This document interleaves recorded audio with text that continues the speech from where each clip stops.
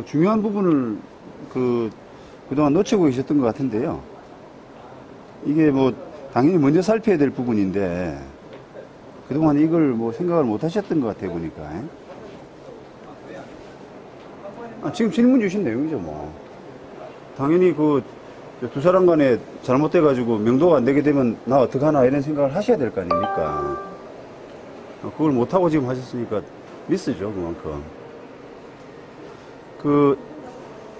네, 제가 먼저 말씀 좀 드릴게요.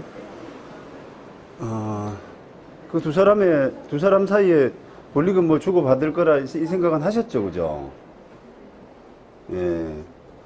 그러면 이제 뭐 그렇거니 하고 결국 내가 받을 돈만 받으면 된다 이런 생각하고 지금 하신 거 아니에요?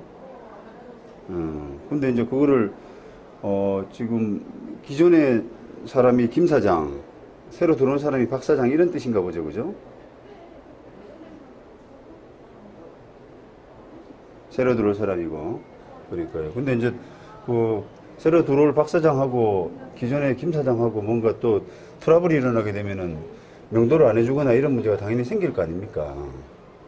근데 이제 그거를 세 사람 불러가지고, 야, 너 뭐 내가 이렇게 단돌이 할 수 있는 성격이면은, 불안이 좀 덜 할 텐데, 두 사람 간에 도대체 무슨 권리금이 얼마를 오고 가고, 뭐 어떤 조건이고 이런 부분을 내가 모르는 상황에서 모르고 있기 때문에 이게 명도 문제로 어떻게 진화될지, 번질지 이런 부분을 알 수가 없잖아요.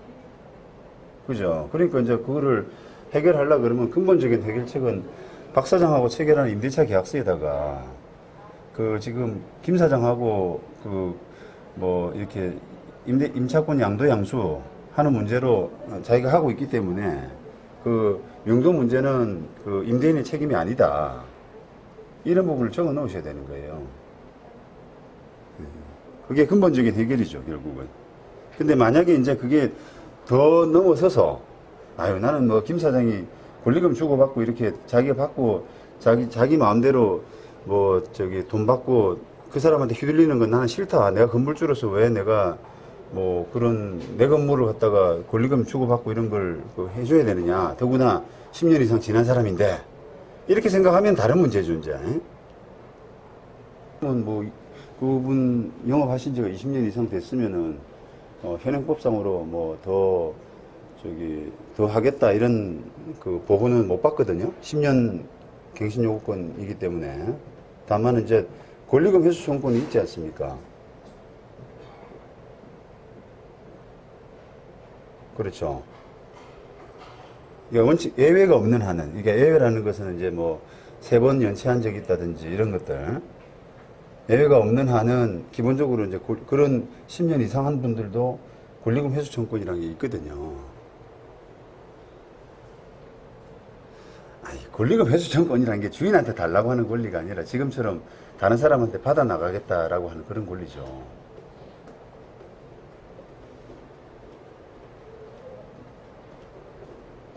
네. 그것도 안 됩니다. 원래 이제 그런 이유로 해서 이제 권리금 못 주겠다라고 하려면 그 사람이 처음 들어올 때부터 그런 이야기를 했어야 돼요.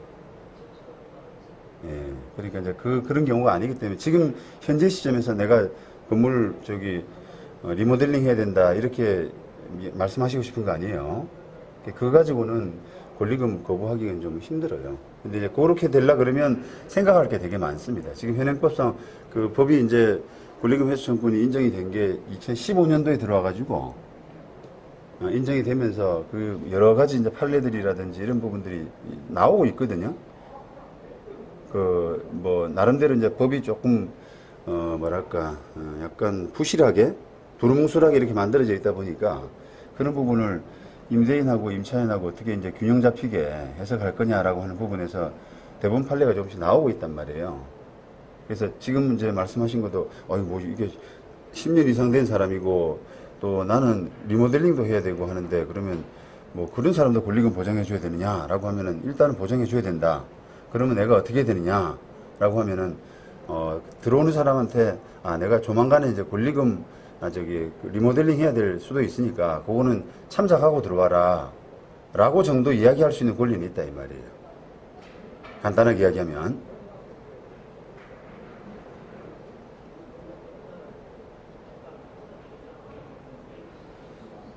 지금 뭐 잘 안 되면 뭐 소송할 수도 있죠. 예. 소송은 원래 하시게 되면 뭐 1년 보셔야 돼요. 요즘 1심에서. 그 기간의 문제라기보다는요. 그게 지금 이제 과연 그 소송해야 될 필요가 있느냐. 건물주의 이익이라든지 이런 부분에서 뭐 계약서 이런 부분을 그 잘 정리하고 한다 그러면은 굳이 뭐 이렇게 소송까지 가야 되느냐 이런 부분을 좀 생각해 보시는 게 더 일단은 더 중요할 것 같습니다. 예. 권리금 회수 청구권은 당사자 간에 포기할 수 있는 문제가 아니에요. 그렇죠. 예, 그거는 이제 법에서 임차인 보호를 위해서 무조건 강행 규정이라고 그래서 두 사람 합의로도 어떻게 포기할 수 없도록 되어 있습니다. 그러니까 지금 선생님이 이게 뭐 외국 오래 계셨는지는 모르겠습니다만은 조금 더 이제 이게 지금 뭐 20년 만에 어떤 임차인이 나가는 큰 변화 아니겠어요? 그러니까 이제 이거를 너무 쉽게 생각하지 마시고요. 내가 받는 돈만 450만 원만 받으면 된다. 난 신경 안 쓸래. 이렇게 할 게 아니라요. 이제 아까 말씀하신 것 중에 또 어폐가 있는 것이 계약서만 잘 쓰고 그냥 이번에 넘어가겠다라고 하는데 그게 좀 문제가 있는 게 한 사람 들이면 요즘 10년이에요 기본적으로. 그 다음에 10년 또 있다가 또 권리금 회수 청구권에서 또 나가겠다 그렇게 하겠다 그러고. 그러니까 이게 이제 이게 내 건물이란 게 내 마음대로 되는 게 아니구나 이런 생각을 좀 하시고 20년 만에 대변혁을 조금 진중하게 생각을 하셔야 되거든요.